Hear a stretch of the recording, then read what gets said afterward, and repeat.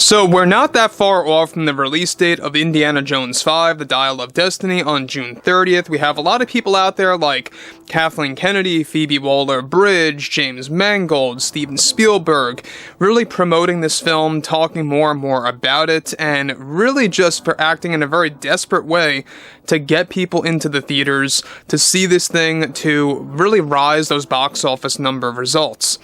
This is Mike Zero. Subscribe if you're new and like this video to see future updates. I'm also on Twitter at Mike01. I thank you all so very much for the great and kind support. And let's get right into exactly what's going on here with Phoebe Waller-Bridge and her view of the Indiana Jones fan base and just the entire system of how the fans are really reacting in such a way against Indiana Jones 5. Now, rightfully so, fans are really just shying away from the Dial of Destiny for numerous factors, and we know that Indiana is going to be a very broken man in this film. That's one of the biggest complaints of all among even the Hollywood reviewers that have no embargo, by the way. They can review this thing at free will. They've been speaking their mind. Something that Disney did not expect. They figured the Hollywood reviewers would be more lenient than the people over in France with Cannes Film Festival that were very harsh on the movie. Same exact thing applies here. I mean, it's just not quite as harsh, but the list of bad reviews is that this is just really downright lost its magic and it's lost its sense of thrill like the last three movies. Now let's get into exactly what Phoebe Waller-Bridge had to say and blame upon the fans. Now, with Indy 5, The Dial of Destiny, now just days away from release, however, recently Phoebe Waller-Bridge continued to promote Indy 5 and recently blamed the fans for Indy 5 and its box office projections, as well as low fan reception so far. Phoebe went on to deliver the following.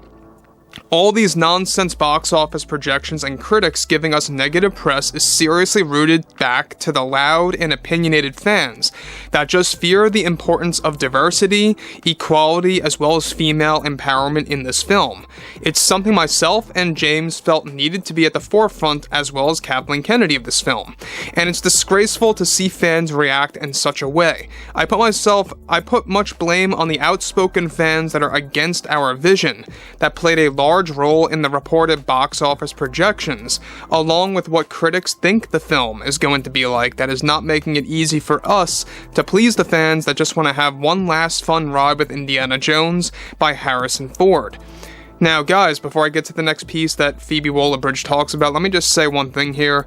She is basically putting blame on specifically us, people like us, that speak our mind, that have a true passion for this franchise, as well as Star Wars, for example. And if we don't like something, we say it. If we like something, we say it, you know? I mean, this is a free country. We can do what we want when it comes to, you know, reviewing or critiquing a product or whatever you have, you know, whatever have you, a movie, be it.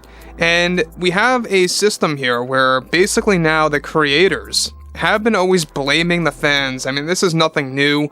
Bob Iger blamed the fans over The Last Jedi and The Rise of Skywalker in the past. We've also had Rian Johnson blaming the fans. We've also had Brie Larson blaming the fans for how poorly people received, of course, the perception of Captain Marvel. So when you look at stuff like this too, this is another prime example of Phoebe Waller-Bridge losing control, losing her mind again, and just really kind of unleashing herself and blaming and pointing fingers at people, which is not professional. You know, if I were someone like Phoebe Waller-Bridge, and if I were somebody like, for example, Steven Spielberg, the executive producer of this film, I think it might be best to just keep quiet at this point, because any words that are coming out of their mouths are only damaging this further. It really is, because it's beginning to show their true colors. It's beginning to show us what they're really all about. An agenda. That's all it is. That's all Indiana Jones 5 really is. Even the good reviews are subpar. They're saying that it's slightly, and they say slightly, better than the Crystal Skull. And that really is concerning there. I mean, that's not much of an improvement, to be honest with you guys. But moving on. So she goes on to elaborate further. Some fans like this just ruin the fun for everyone, and it makes things very difficult. We feel this film is a great educational piece. Alright, that's great. She goes on to say, that is going to offer the truth on certain decades from the past, and what better way to introduce that in an Indiana Jones film? Fans need to seriously sit back and mind their own business until the film finally arrives and you actually go see it to even say anything about this film. We had a lot of talented individuals that made this movie magic happen, for the big screen exclusively, and I believe it's even better than the original 3 by far, since we go into so many twists and turns with this one for the audience that's going to answer many questions you may have about this film going in. Guys, can you believe that? She believes that this movie is better than the original 3. That's when you know she's either lying or this is just literally her losing her mind. Moving on. So yes, I feel the loud and opinionated fans, though they are a minority, are the ones to blame for this film getting negativity and negative press so far, and it's just sad. Very sad. So again, guys, Phoebe Waller-Bridge has always been like this. Let's just be clear, she's always been someone that really points fingers at the fans that don't like something. She did this with the Han Solo film about people that did not like her droid L337 that kept on asking for equal rights, stuff like that. And also, you know, a lot of people, including myself, just did not like the droid in particular. It was a very annoying character. The way it was executed, the way it was presented, even the voice was just, like, irritating, insufferable. That's definitely what the character was in Solo. Whether you guys agree with me or not, that's what I stand by. But looking at this, the fact that Phoebe Waller-Bridge is pointing fingers at Indiana Jones fans for the horrible box office projections and the bad press and everything to do with the critics, you know, not really getting a good point of views on this or good perspectives on Indiana Jones 5, stuff like that. It's just playing the victim. It's playing the victim card again. You know, they never want to take responsibility for themselves of telling a bad story. They never want to own their mistakes. I mean, this is typical Phoebe Waller-Bridge and Kathleen Kennedy style. And I'm sure that we're going to get the same exact thing with Leslie Headland when The Acolyte comes to fail too on Disney Plus come 2024. And yes, by the way, guys, that series is still happening. It is moving forward. However, Disney executives are actually making a proposal to perhaps make it a non-canon show.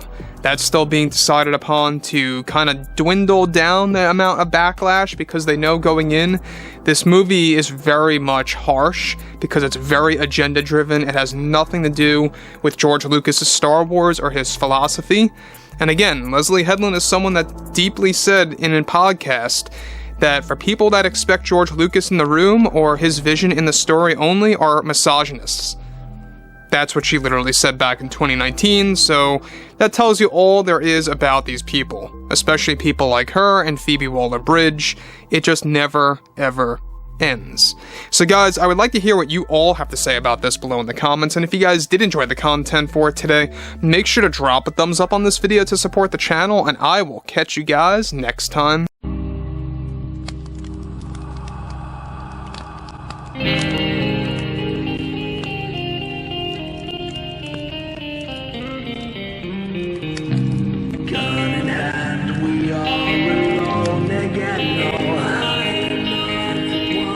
From night to moon, we hear them moans again.